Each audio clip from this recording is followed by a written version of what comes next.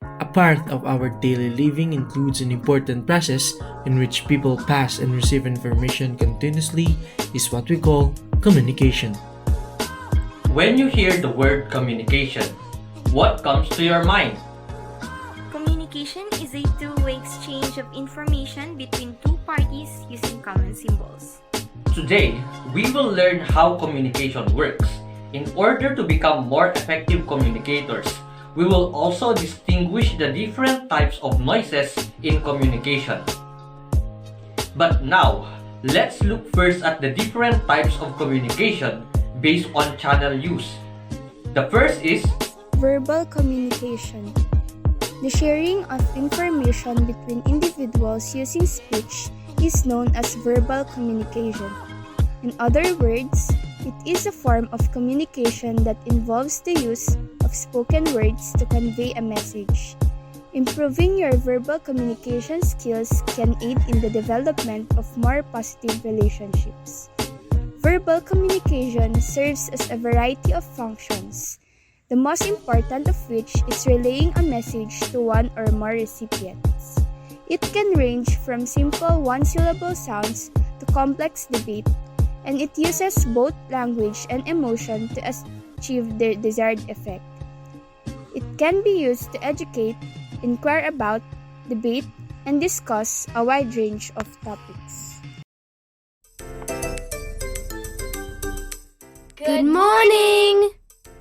Good morning, everyone. How are you? Fine, thanks. How are you? Great! Come in, please.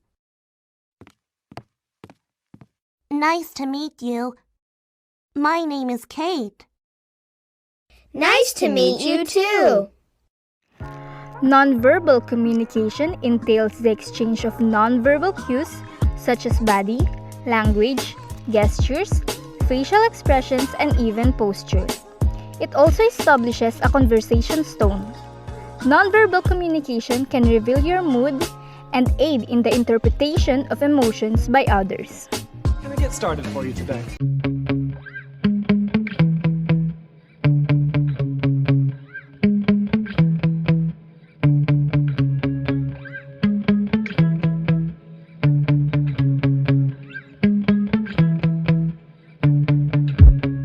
Our verbal communication refers to the message that we transmit through the tone, pitch, and pacing of our voices.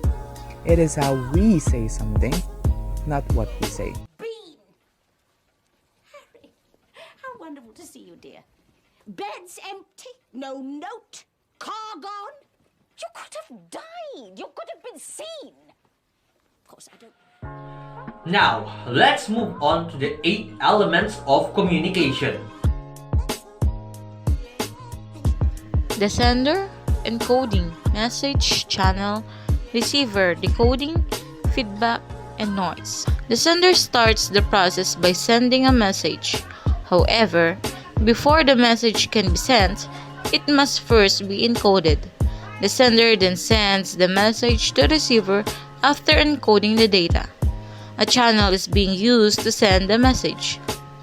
The information is received by the receiver who decodes it according to his understanding. After decoding the message, the receiver provides feedback to the sender. Noise is defined as anything that disrupts the sender-receiver communication. And there are 4 different kinds of it. First, physical noise, any type of environmental destruction caused by animals. Second, psychological noise is the mental state, attitude, or personality of a person that can influence how they communicate. Third, physiological noise is caused by a variety of factors that have an impact on people's feelings and thoughts. Lastly, semantic noise, when two parties use different languages or dialects, as well as different interpretations of words and cultural characteristics. Let's try if you can identify the components of communication. Who is the sender? Right, it's Anne. What is her message? Very good. Who is the receiver? Excellent, it's John. What is his feedback to Anne? Good. Can you see any types of noise? Yes, it is the bark of the dog.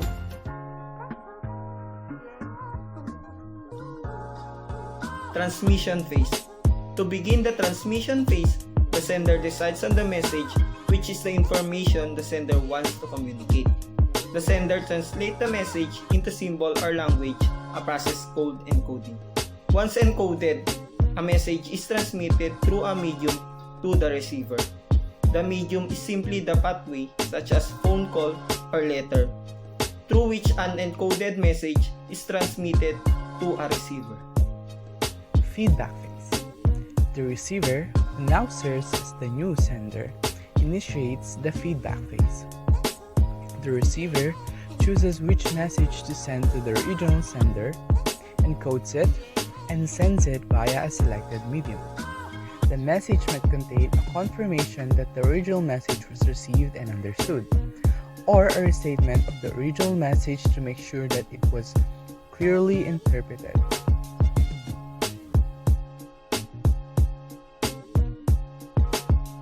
How does miscommunication happens? We humans have experienced miscommunication in some parts of our life. Miscommunication is the failure to communicate adequately or not being able to express your words or thoughts correctly. It is among many communication barriers. A miscommunicated message or word is wrongly perceived by the listeners as they could not interpret the actual meaning of the speaker. Miscommunication also happens because there is a big drop-off between the sender and the receiver. When you send a message, it goes through a lot of processes and its original meaning gets lost. And now, let us dive deep into the world of miscommunication to further understand what it is, why does it happen, and how to avoid it. First, inability to speak or write effectively. Some people are not good in speaking or writing to adequately express their thoughts or ideas. An individual attempting to converse with a foreigner in the latter's native language can offend them or confuse them. In such situations, the speaker needs to update the listener about their inefficiency in the language. Jargons. Over time, in any field, buzzwords and specific terminologies are used that might also lead to miscommunication when employed in conversation with an individual who may be newcomer in the field or simply unfamiliar with the terms. Being a poor listener. Technology has taken a toll on people's attention spans and fueled the need for instant gratification. People do not like to listen to things calmly. Being a good listener has always been a critical component of a good conversationalist. And a poor listener can get distracted and miss out on important information and cause conflict when the inevitable confusion arrives. Ironic as it may sound, technology has increased miscommunication as much as it has made the world a smaller and smarter place. The lack of body language, tone, and facial expressions can cause messages to be misinterpreted, lead to several assumptions that lead to conflict. One way to resolve this is to communicate the old-fashioned way face-to-face. In-person conversations involve facial expressions and body language, rectifying any undue effects and making intentions between the interlocutors clear.